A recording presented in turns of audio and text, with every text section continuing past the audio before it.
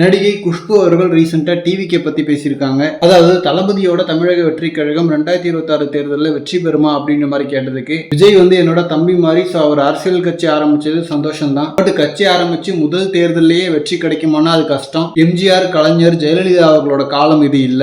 So அவங்களுக்கு அது நடந்திருக்கலாம். பட் ஆனா இப்போ மக்களோட மனநிலை மாறிடுச்சு. அண்ட் விஜய் அவர்களுக்குமே இது நல்லா தெரியும், முதல் தேர்தலிலேயே ஜெயிச்சிட முடியாதுன்னு. பட் ஜஸ்ட் வெளியில இருந்துகிட்டு இந்த மாதிரி பண்ணலாம் அப்படி பண்ணலாம்னு சொல்லிட்டு குறை சொல்லிக்கிட்டு இல்லாம அவர் கட்சி ஆரம்பிச்சு களத்திற்கு வந்திருக்காரு. அது நல்ல விஷயம். அண்ட் எலெக்ஷன் டைம்ல மக்கள் என்ன மனநிலையில இருக்காங்களோ அதை பொறுத்து தான் வெற்றி தோல்வி அமையும் அப்படின்ற மாதிரி குஷ்பு அவர்கள் சொல்லியிருக்காங்க. அண்ட் குஷ்பு அவர்கள் இப்போதைக்கு பாஜக கட்சியில தான் இருக்காங்க. சோ இன்னொரு கட்சியில இருந்தாலும் ஓரளவுக்கு டிவிகேவை நாகரிகமா அவங்களோட பாயிண்ட் ஆஃப் வியூ தான் சொல்லியிருக்காங்க. என்ன சரத்குமார், திவ்யா சத்யராஜ், போஸ் வெங்கட் இவங்களோட கம்பேர் பண்ணும்போது இவங்க பரவாயில்ல. பட் முதல் தேர்தலையே பெருசா ஜெயிக்க முடியாதுன்னு சொல்லிட்டு அவங்களோட கருத்தை சொல்லியிருக்காங்க. அண்ட் இவங்க சொல்ற மாதிரி முதல் தேர்தலையே பெருசா ஜெயிக்கிறது லாஜிக்கலா இம்பாசிபிள் தான். பட் இன்னைய தேதிக்கு தமிழ்நாட்டில் அந்த இம்பாசிபிளை பாசிபிளா மாத்துறதுக்கு யாராலையாவது முடியும்னா ஒரே ஆப்ஷன் தளபதி தான். அண்ட் இதனால தான் டிஎம்கே டிவிகேவை பார்த்து பயப்படுது. அண்ட் அடுத்து மதுரை மாநாடு நடைபயணம்னு சொல்லிட்டு அதுக்கான வேலைகளை தமிழக வெற்றி கழகம் பார்த்துட்டு தான் இருக்காங்க. ஸோ ஹோப்ஃபுல்லி நல்லதே நடக்கும். அண்ட் இந்த மாதிரி தளபதி பார்த்தீங்கன்னா ஹாட்டான அப்டேட்ஸ்க்கு நம்ம விஜய் ஃபோர்ட்